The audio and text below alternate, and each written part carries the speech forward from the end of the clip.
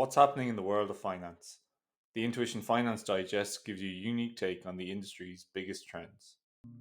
Global bond markets appear to be in a state of structural volatility.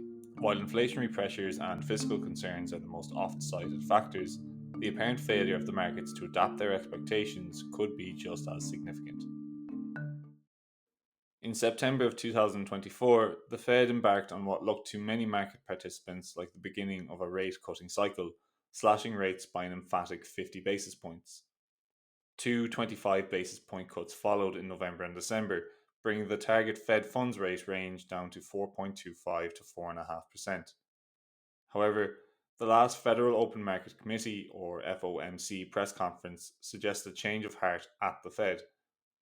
Chair Jay Powell warned against expecting too many more cuts, while stating that the Fed was closer to the neutral rate.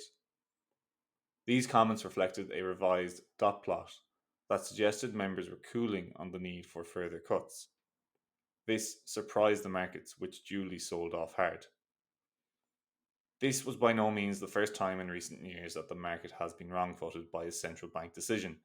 In fact, such surprises have become a feature rather than a bug since the Fed began its aggressive rate hiking cycle in early 2022, breaking with the period of zero or ZIRP or negative interest rates NIRP that had prevailed over the previous decade. This pattern isn't unique to the US and has been observed across developed markets, which begs the question, why does this keep happening? Much bond market volatility can be put down to the usual suspects of inflationary pressures and fiscal concerns. The inflation that took shape after COVID 19, forcing central banks across developed markets, except for Japan, to aggressively hike rates, has proven stickier than anticipated.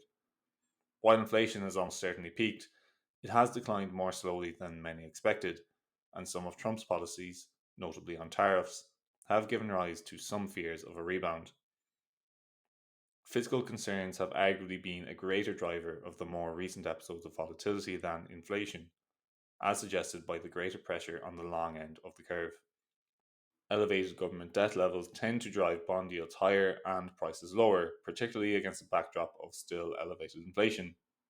It's no accident that volatility has been most pronounced in jurisdictions where public debt is high and rising, notably the US and the UK, where public sector debt has breached the 100% level.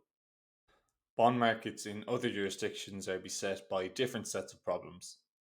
Europe seems to be experiencing an upending of the established economic order, with the periphery, in particular Spain and Portugal, performing much better than the centre. France is facing fiscal pressures similar to the UK and the US, exacerbated by political turmoil.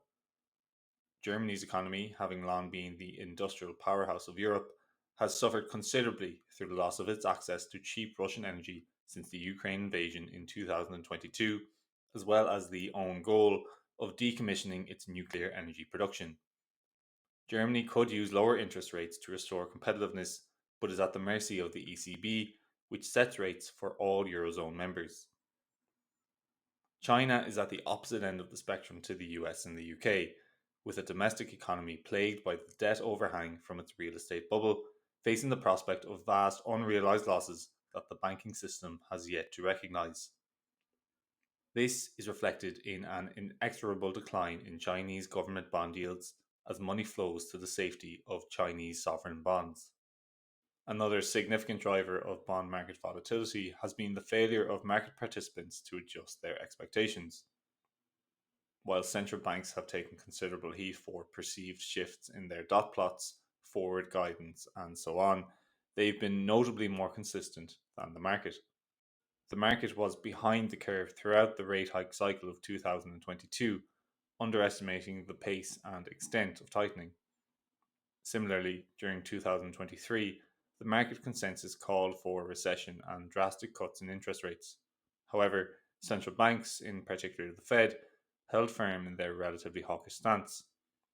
Central banks were ultimately vindicated in the first half of 2024 when both the economy and inflation continued to deliver upside surprises, proving the market wrong again.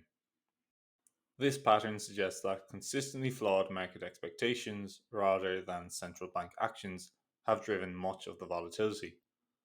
The flawed expectations may be the result of conditioning during the ZERP or NERP age, which bred a tendency to underestimate rate hikes and overestimate cuts. Periods of volatility, such as that being experienced in global bond markets, do not last forever. Eventually, a new equilibrium is reached. This period of transition may therefore be best understood as the market adjusting to that equilibrium or new normal, which would entail the eventual establishment of a neutral interest rate or interest rate range. For now, neither the central bankers nor market participants know what neutral means. Getting there may also require the market's collective memory to move beyond the decade or so of ZERP and NERP, a period that was anything but normal. Intuition Know How is the world's premier digital learning solution for finance professionals and has a number of tutorials relevant to the content of this podcast, including an introduction to bond markets, a tutorial on the Federal Reserve, a tutorial on the ECB, tutorials on inflation indicators, fiscal policy analysis, and economic indicators, and much more. If you would like to learn more about Intuition Know How, visit intuition.com/know-how.